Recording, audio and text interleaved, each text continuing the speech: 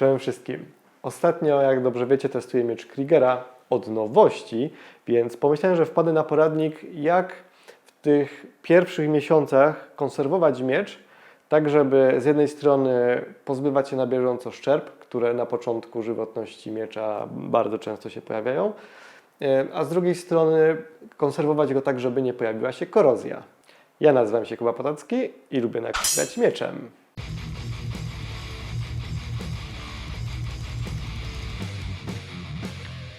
Tutaj mamy miecz, który ma za sobą 3 treningi, natomiast 2 były takie bardzo lightowe, więc wydaje mi się, że tak szczerze powiedziawszy, jakby to uśrednić, to ma 2 treningi za sobą. Zaraz Wam pokażę zbliżenie klingi, która zaskakująco słabo się szczerbi, jak na miecze, które do tej pory miałem od nowości. I w zasadzie na moje oko, jak sobie tak jeżdżę po niej, ona jeszcze jest nieprzesmarowana, więc nie mam rękawiczek, zaraz będziemy ją smarować, to póki co jeszcze nie wymaga szlifowania, ale ja Wam pokażę, jak to robić, żeby na bieżąco pozbywać się nawet takich drobnych wyszczerbień, żeby nie dopuścić do powstawania większych szczerb, które mogą kaleczyć Wam partnerów treningowych lub niszczyć ich sprzęt.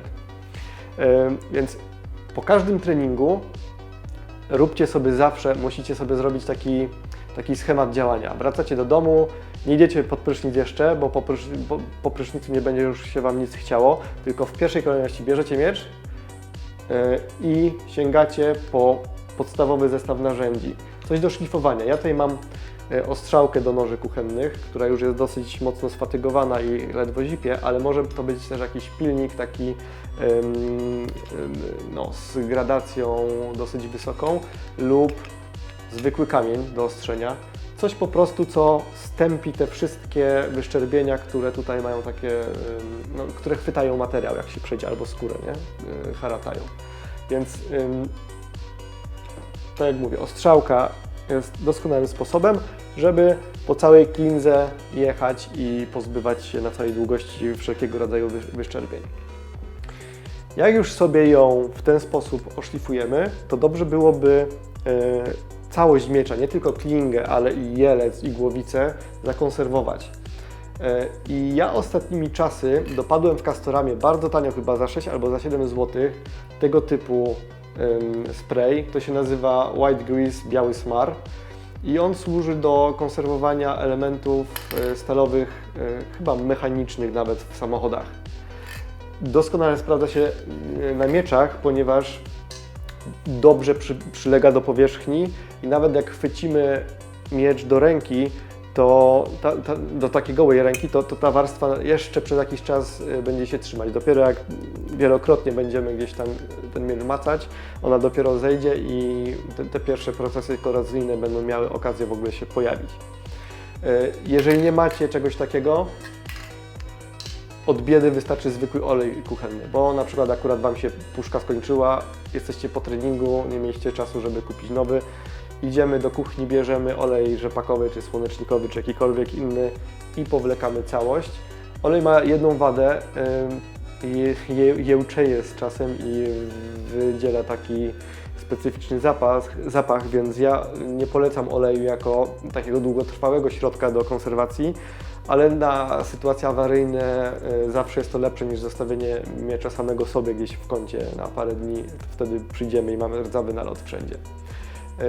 Jest jeszcze w ostateczności jeden dobry sposób, WD-40. On od razu się wszelkiego rodzaju nalotu i rdzy pozbędzie, ale nie ma takiej oleistej konsystencji i warstwa, która powstaje po naniesieniu WD-40 na stal, jest dosyć cienka i łatwo się ściera. Więc nie polecam tego jako stosowanie na zasadzie takiej, że konserwujemy miecz, bardziej do doraźnego pozbywania się wszelkiego rodzaju nalotu i rdzy. Jest jeszcze jeden sposób, mianowicie woski do konserwowania stali. Nie używałem ich nigdy, ponieważ ja swoich mieczy na bieżąco używam i woski są dobre tylko wtedy, gdy na dłuższy czas kładziemy miecz w szafie, to wtedy one najlepiej chyba przylegają do powierzchni i trzymają najdłużej.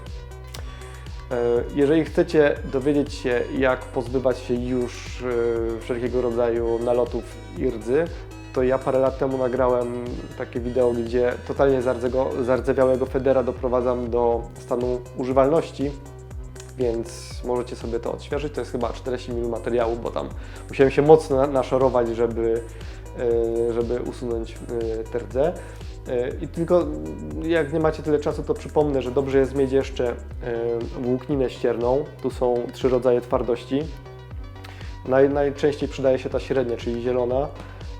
Szara jest najmiększa do takich robót delikatnych, a ta brunatna do zadań specjalnych, jak gdzieś jest grubszy nalot lub wręcz rdza, to wtedy używa się tej brunatnej, najtwardszej.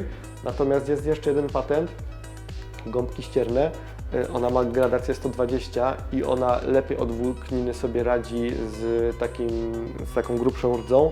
Natomiast jeżeli mamy na przykład miecz przeszlifowany na lustro, to już od gąbek ściernych zostają rysy. I to powoduje, że w stal się o wiele łatwiej korozja wdaje, więc jeżeli używacie takiej gąbki ściernej, to potem musicie inaczej, jak nie chcecie, żeby rdza się szybko w taki miecz wdawała, to musicie go z powrotem na lustro wypolerować. Ja się w takie rzeczy nie bawię, szczerze powiedziawszy, bo konserwuję miecze regularnie. Też wydzielam pot, który nie wpada szybko w reakcję i stal się nie utlenia od mojego potu.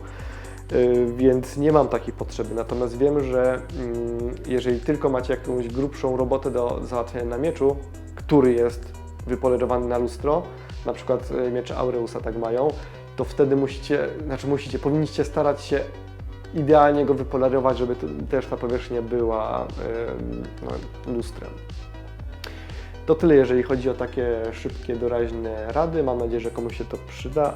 A ja już niebawem wracam do dalszych testów Kriegera i na wiosnę będę nagrywał sparingi, więc pojawi się taka recenzja z punktu widzenia praktycznego tego miecza.